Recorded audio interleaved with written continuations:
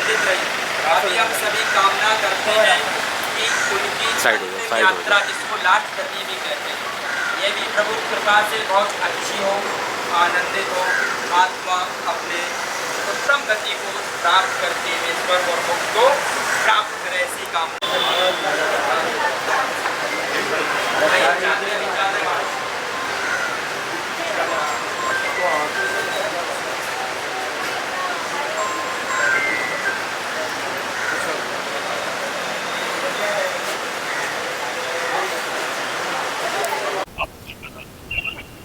मन जो है आपका शांत रहता है और सबसे अच्छी बात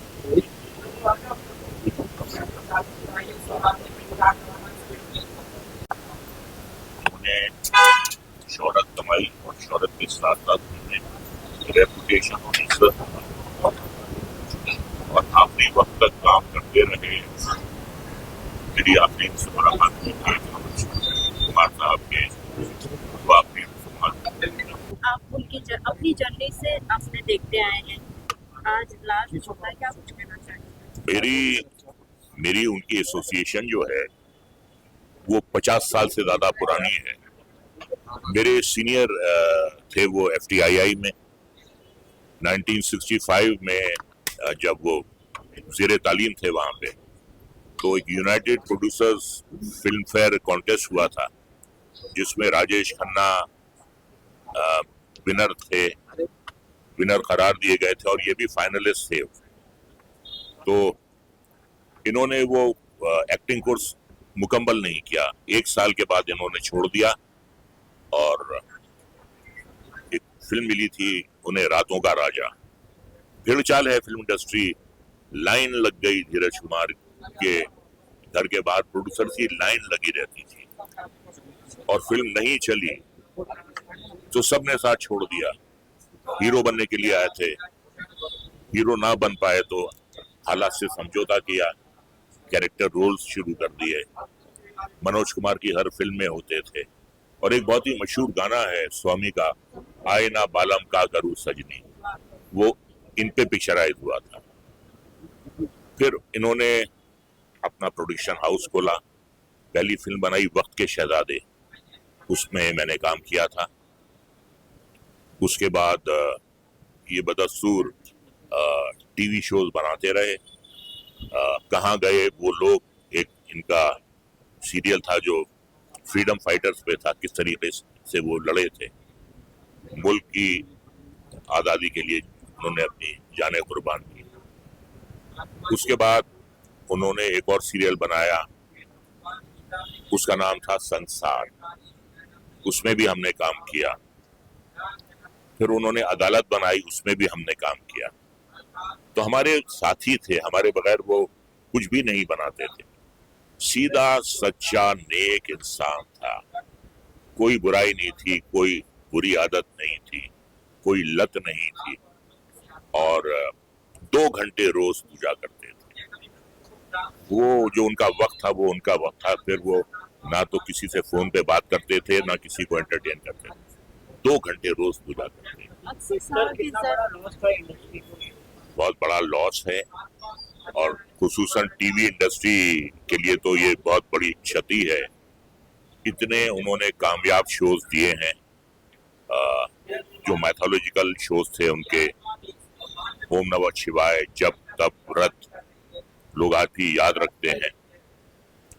और जितने उन्होंने नीट और क्लीन शोज बनाए, उतने ही वो नीट और क्लीन इंसान थे और बहुत कम लोगों को उनका असली नाम मालूम। धीरज उनका असली नाम नहीं था, फिल्मी था। उनका असली नाम था पुरुषोत्तम, भगवान श्री राम का नाम, पुरुषोत्तम कोचर नाम था उनका। और इस लाइन से उनकी वाबस्तगी जो है वो तकरीबन 60 साल रही है।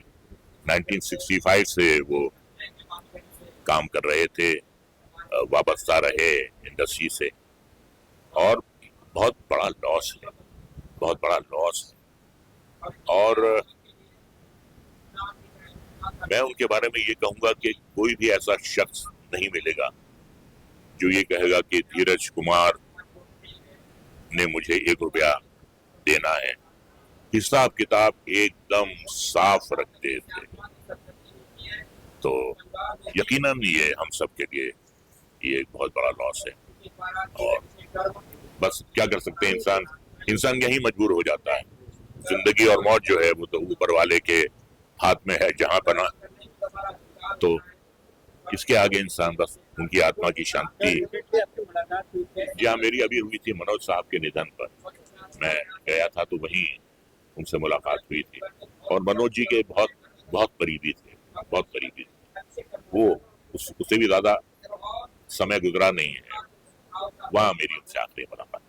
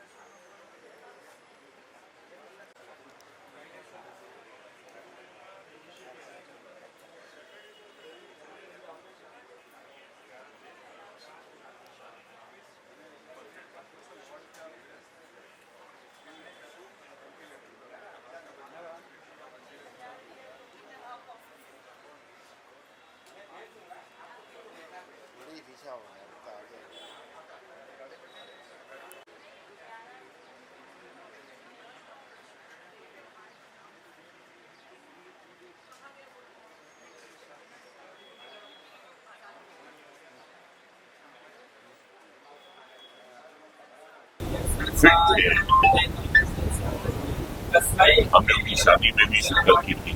1979 में उनकी शादी हुई थी।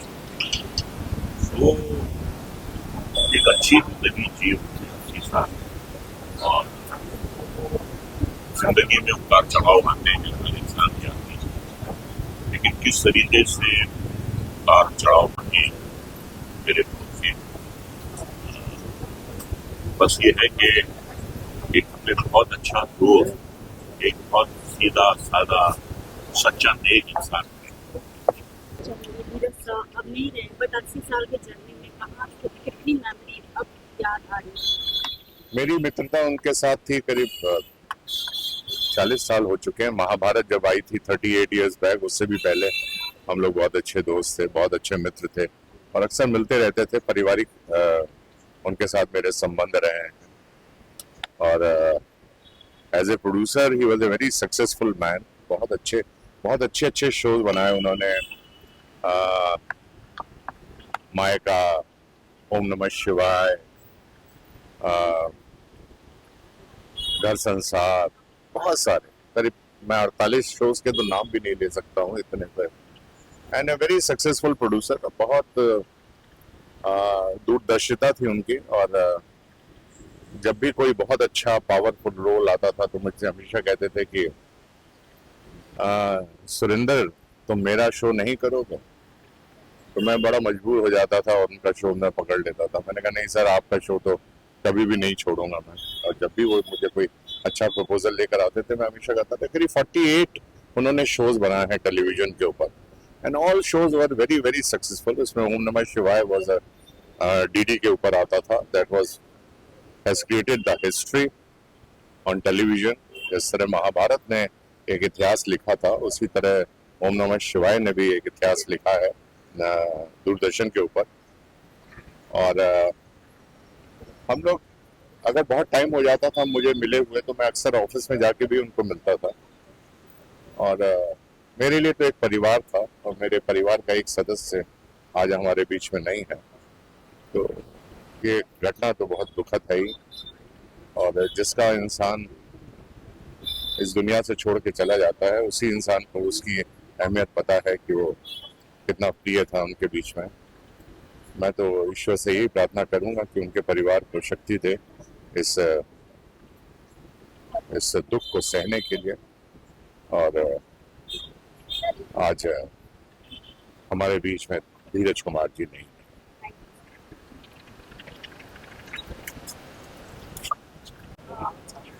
फर्स्टली सर, आपको बताना चाहिए इतना बड़ा लॉस हुआ इंडस्ट्री जहाँ उन्होंने इतने सारे टीवी शोज किए, हालांकि एक्टर बनने आए थे बट डायरेक्टर बन, बहुत कामयाब डायरेक्टर बन, आपके साथ किस तरीके से होगा? देखिए बहुत कम लोग जानते हैं कि बहुत बड़े एक्टर भी थे, उन्होंने मेरे ख्याल 100 से ज्यादा फिल्में की। मुझे जो उन्होंने लास्ट बताया था, और सिर्फ हिंदी भाषा में ही नहीं की, पंजाबी फिल्मों के भी बहुत बड़े सुपरस्टार थे वो। लेकिन उन्होंने एक्टिंग सिर्फ इसलिए छोड़ी क्योंकि बहुत बड़े प्रोड्यूसर बन गए थे, तो उन्होंने मुझे बोला था कि बेटे मेरे पास अब टाइम नहीं रहता एक्टिंग करने का, production is a full time job. तो जो टेलीविजन शोज में उन्होंने सक्सेस देखा, ओम नमः शिवाय से और फिर घर की लक्ष्मी बेटियां, मतलब उन्होंने वर्चस्व तोड़ा कई और प्रोडक्शन हाउसेस का। नंबर 1 पर रहे 3 साल तक उस शो से, मायका से। उन्होंने जो सक्सेस देखा है वो आजकल देखना बहुत ही इम्पॉसिबल है, और उसके पीछे सिर्फ ये नहीं कहूंगा उनकी मेहनत थी, उनका दिमाग भी था उसके पीछे, और उनकी एज एन एक्टर जो इंटेलिजेंस थी वो भी उनके प्रोजेक्ट्स में नजर आती थी। मैम आपसे जानना चाहूंगी, हालांकि आपको बेटी का टैग भी दिया था, बेटी जैसा मानते भी थे, आप क्या कुछ मेमोरीज शेयर करना चाहोगे? ये बहुत बड़ा लॉस है एक्चुअली। मैं आज जो बॉम्बे में हूँ it's only because of him. जो उन्होंने सर्च किया था बेटियां सीरियल के लिए, 4 बेटियां चाहिए थी, सरस्वती, दुर्गा, मैं दुर्गा थी उसमें, गौरी और लक्ष्मी। तो उन्होंने लखनऊ से मुझे खोजा था और यहाँ लाए थे, अपने घर में रखा था। मतलब ड्राइवर दिया, सर्वेंट दिया, कौन करता। अब आज मैं देखती हूँ ऐसा नहीं होता है। वो अभी लास्ट ईयर ही मुझे मिले थे दंगल के अवार्ड फंक्शन में, तो बोले बेटी दामाद से मिल के आ रहा हूँ, तेरे से मिल लेता हूँ। तो उनके साथ मैंने रैंप वॉक भी किया बेटी फाउंडेशन के लिए, अनुशेष रंजन के लिए, एज अ फादर डॉटर हम दोनों ने वॉक भी किया स्टेज पे। तो मतलब इतना से he is my God father and will always be. आप उनके कोई टीवी शोज किए हैं जो ऐसे जी उनके टीवी शोज तो मैंने बहुत किए हैं, लेकिन मेरा जो उनके साथ में पर्सनल रिलेशनशिप था ना, मैं उसको ज्यादा इंपॉर्टेंस दूंगा। बिकॉज यहाँ पर काम करने वाले रिलेशनशिप तो बड़े सारे बनते हैं, लेकिन जैसा मेरी वाइफ ने बोला कि पर्सनल रिलेशनशिप, उनको दामाद जी मुझे बोलते ही दामाद जी, मुझे कभी एज एन एक्टर उन्होंने लिया ही नहीं। आप यकीन मानिए जो उनके प्रोडक्शन के जो लोग हैं आज वो भी प्रोड्यूसर बन गए, तो सब मुझे जीजू बोलते हैं। मुझे तरुण के नाम से कोई बुलाता ही नहीं है, मुझे सब लोग जीजा बोलते हैं अपना। तो वो सिर्फ इसलिए क्योंकि स्मृति उनके घर में बेटी की तरह रहती थी, तो उनकी वाइफ जुबी जी वो भी इसको बेटी बोलती है, तो हमारे को उनके घर में बेटी और दामाद का ही दर्जा मिला। 4 शोज किए मैंने, back to back 4 shows. Sir जैसे कि हमने आपको देखा है शोज में, सर ने भी ऐसे बहुत सारे मैथमेटिक्स शो बनाए हैं, क्या आपने कभी इन फ्यूचर सोचा था या ऐसा कोई किरदार जो मेरे ऊपर लिखा जाए, जो मुझे उसमें कैरेक्टर प्ले करने का होगा? नहीं, मैंने तो ऐसा ऑनेस्टली कभी सोचा नहीं था कि लोग इतना इस रोल में मुझे पसंद करेंगे, बट ऐसे बड़ों का ही आशीर्वाद होता है। जैसे धीरज जी थे, इन्हें प्यार से सब लोग डीके बोलते थे, तो डीके सर बोला करते थे हम लोग इन्हें, तो मुझे बोलते थे, मुझे तो पापा के नहीं बोलता, तो ये डीके पापा बोलती थी और मैं सिर्फ पापा बोलता था। तो इनके आशीर्वाद हैं जो हम लोग आज बॉम्बे में फल फूल रहे हैं, जो भी काम कर रहे हैं, जो लोगों से प्यार मिलता है थोड़ा बहुत भी, वो ऐसे बड़ों का आशीर्वाद ही है और कुछ नहीं। लास्ट में कोई ऐसी मेमोरी जो आप शेयर करना चाहोगे? मैं इनकी एक ही बात बताऊंगा सबको कि he was a very stylish man. मैंने इनके जैसे गुड लुकिंग आदमी अगर मैं कहूँ कि भारत के इतिहास में तो देवानंद थे, धर्मेंद्र जी, विनोद खन्ना, तो धीरज कुमार जी उसी कड़ी में थे। बहुत ही खूबसूरत, बहुत ही अच्छी शख्सियत के मालिक थे और बहुत ही अच्छे कपड़े पहनते थे। मतलब मैं इनको जब भी मिलता था मैं कहता था सर अपने टेलर का, डिजाइनर का नंबर मुझे भी दो, तो कहते हैं बेटा तुझे जो चाहिए बोल दे, मैं तेरे घर भिजवा दूंगा। मैं कहा नहीं सर, आप जितना स्मार्ट मैं नहीं देख सकता। तो मेरे साथ में उनका बहुत मजाकिया वाला एक रिलेशन था और बहुत ही स्मार्ट आदमी थे, बहुत ही गुड लुकिंग आदमी थे और बहुत ही सक्सेसफुल। उनके साथ जिन लोगों ने भी काम किए, देखिए आज 20-20 साल हो गए लगभग, वो सब के सब आज यहाँ पर मुझे मिले हैं, वो सब उनके साथ में आज भी जुड़े हुए हैं। वरना लोग क्या होता है काम करते हैं और आगे निकल जाते हैं। इनका कैसा था कि सबके साथ पर्सनल रिलेशनशिप बना के रखते थे, हम कभी भी अपनी समस्याएं लेकर भी इनके पास जा सकते थे। तो ये रिलेशनशिप हर किसी के साथ में नहीं होता है, तो बहुत ही पुराने टाइम के आदमी है।